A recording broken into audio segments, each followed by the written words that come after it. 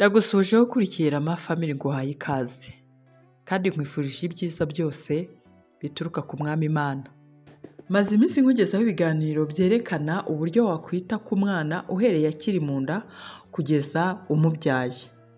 Umwana twamuvuzeho duhera ku mwana ku mugore utwite kugeza umugore abyaye yonsa kugeza noneho ku mezi 6. Ubu tuvugana wa mwana twavuze uhereye akiri mu nda ya nyina yujuje amezi 6. Bivuga ngo ni igihe tugomba gutangira kumuha ifashabere.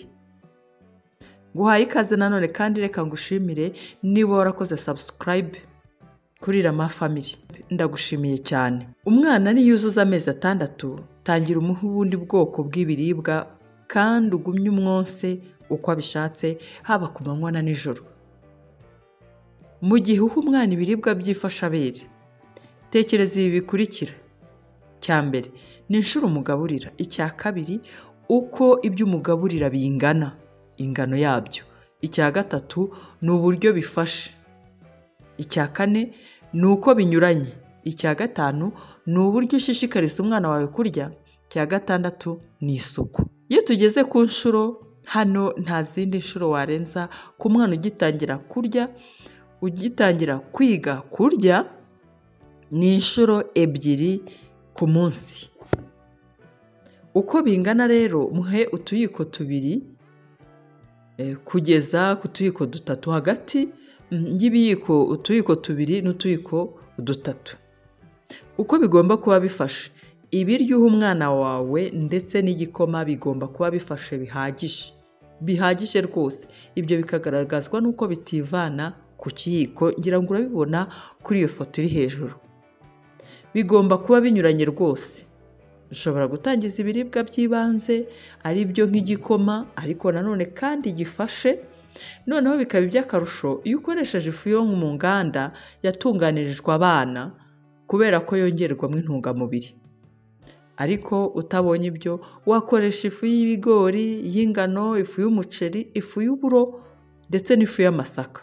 Mu biribwa bindi byo wamuha igitoki cyangwa ibirayi binombye. Uko umwana ashishikarira kurya, mubyeyi ihangane shishikariza umwana wawe kurya ubyitayeho. Ugomba kubikora ubyitayeho rwose, wirangara, ni wowe ugomba kubyitaho ukamushishikariza kurya, ariko bitandukanye no kumuhatira kurya. Wihatira umwana wawe kurya rwose. Koresha isahane yihariye kugira ngo wizere ko amaze ibiryo byose wamugeneye. Tugeze ku isuku. Isuku iribanza ikanikurikira. Isuku ni ingenzi mu kwirinda indwara z'impiswi cyane cyane, ariko burya n'izindi ndwara isuku ni ngombwa. Komeza konsa umwana wawe kenshi kandi utangire nyine kumuha yafashabere 2 ku munsi hagati y'igihe wamushyiriye ku ibere n'igihe wongera kurimuha. Nakubikubwiye tangirira ku tuyiko 2 duto kugeza kuri 3.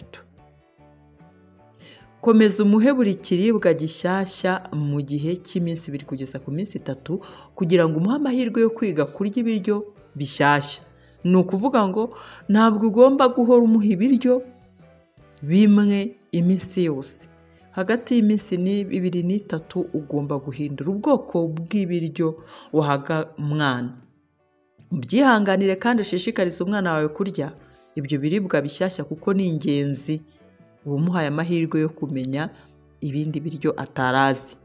Nyuma y'iminsi 2 cyangwa 3 gerageze nyine ikindi kiribwa. Ushobora kongeramo imboga cyangwa imbuto zoroshye gusya nka karoti, ibihaza, imineke, amapapayi cyangwa avoka. Ibiribwa bikomoka ku matungo bishobora kongerwa mu gikoma cyangwa muri pire y'imboga cyangwa se y'imbuto.